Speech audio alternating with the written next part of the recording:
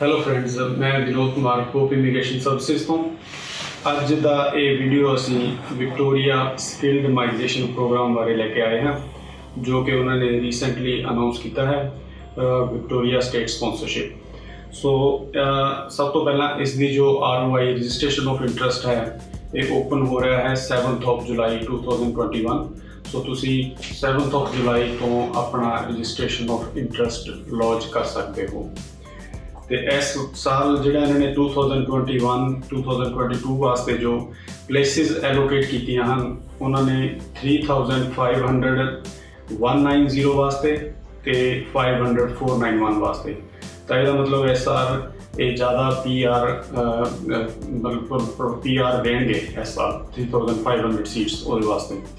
ਤੇ ਜੇ ਅਸੀਂ ਗੱਲ ਕਰੀਏ ਰਿਕੁਆਇਰਮੈਂਟਸ ਬਾਰੇ ਜਾਂ ਚੇਂਜਸ ਕੀ ਆਈਆਂ ਹਨ, ਤਾਂ ਉਹ ਹੁਣ ਇਹਨਾਂ ਨੇ there is no minimum requirements to be living and working in Victoria। ਜਿਸ ਤਰ੍ਹਾਂ ਕਿ ਪਹਿਲਾਂ ਜੁਲਾਈ ਤੋਂ ਪਹਿਲਾਂ ਇਹ ਹੁੰਦਾ ਸੀ ਕਿ ਮਿਨੀਮਮ 6 ਮਹੀਨੇ ਜਾਂ 3 ਮਹੀਨੇ ਦੀ ਰਿਕੁਆਇਰਮੈਂਟ ਹੁੰਦੀ ਸੀ ਕਿ ਤੁਸੀਂ ਉੱਥੇ ਰਹਿੰਦੇ ਹੋਣਾ ਚਾਹੀਦਾ ਜਾਂ ਕੰਮ ਕਰਦੇ ਹੋਣਾ ਚਾਹੀਦਾ। ਉਹ ਰਿਕੁਆਇਰਮੈਂਟ ਹੁਣ ਖਤਮ ਹੋ ਗਈ ਹੈ। ਇਹਦੇ there is no minimum requirement now to be living and working in Victoria। ਉਸ ਤੋਂ ਬਾਅਦ ਇਹਨਾਂ ਨੇ ਕਿਹਾ ਕਿ you must be currently working in Victoria in a target sector। ਇਹਨਾਂ ਨੇ ਟਾਰਗੇਟ ਸੈਕਟਰਸ ਦਿੱਤੇ ਹਨ ਕਿ ਤੁਸੀਂ ਆਪਣੇ STEM ਸਕਿੱਲਸ ਯੂਜ਼ ਕਰਦੇ ਹੋਏ ਉਹਨਾਂ ਟਾਰਗੇਟ ਸੈਕਟਰ 'ਚ ਕੰਮ ਕਰਦੇ ਹੋਣਾ ਚਾਹੀਦਾ। ਉਹਨਾਂ ਬਾਰੇ ਅਸੀਂ ਫਰਦਰ ਗੱਲ ਕਰਾਂਗੇ।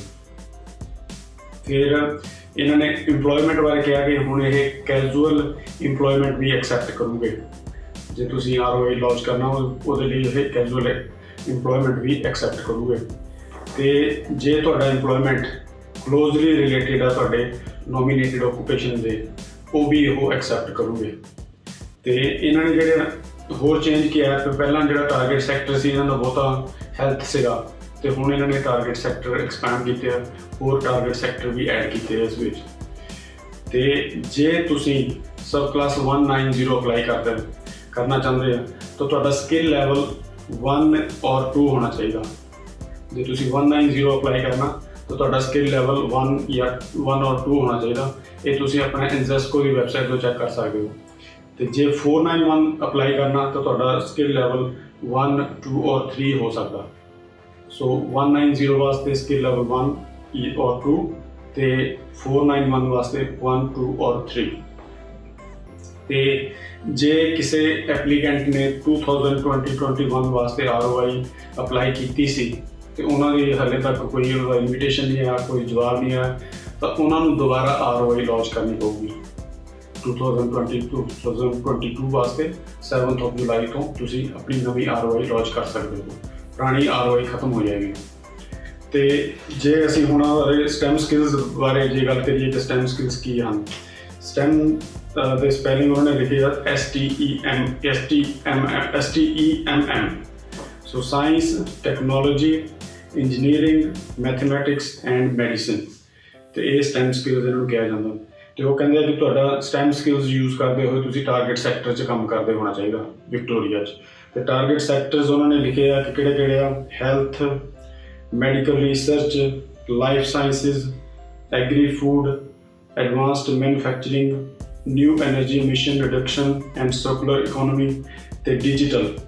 ਤੇ ਡਿਜੀਟਲ ਦੇ ਵਿੱਚ ਇਹਨਾਂ ਨੇ ਕਿਹਾ ਕਿ ਜੇ ਤੁਹਾਡੇ ਕੋਲ ਐਪਲੀਕੈਂਟ ਕੋਲ ਸਾਈਬਰ ਸਿਕਿਉਰਿਟੀ ਸਕਿੱਲਸ ਹਨ ਤਾਂ ਉਹ ਸਬ ਕਲਾਸ 190 ਵਾਸਤੇ ਅਪਲਾਈ ਕਰ ਸਕਦੇ ਆ।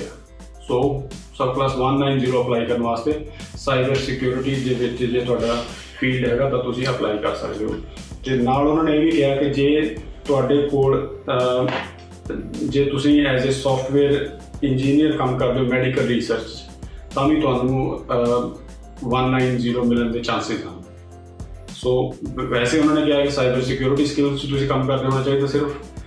ਤੇ ਨਾਲ ਉਹਨਾਂ ਨੇ ਇਹ ਵੀ ਕਿਹਾ ਕਿ ਜੇ ਤੁਸੀਂ ਇਹਨਾਂ ਜਿਹੜੇ ਟਾਰਗੇਟ ਸੈਕਟਰ ਆ ਉਹਦੇ ਵਿੱਚ ਤੁਸੀਂ ਹੋਰ ਡਿਜੀਟਲ ਆਕੂਪੇਸ਼ਨ 'ਚ ਕੰਮ ਕਰਦੇ ਆ, ਐਗਜ਼ਾਮਪਲ ਸੌਫਟਵੇਅਰ ਇੰਜੀਨੀਅਰ ਵਰਕਿੰਗ ਇਨ ਮੈਡੀਕਲ ਰਿਸਰਚ, ਤਾਂ ਵੀ ਤੁਹਾਡੇ ਚਾਂਸਿਸ ਆ ਕਿ ਤੁਹਾਨੂੰ ਇਨਵੀਟੇਸ਼ਨ ਮਿਲ ਸਕਦੀ ਆ।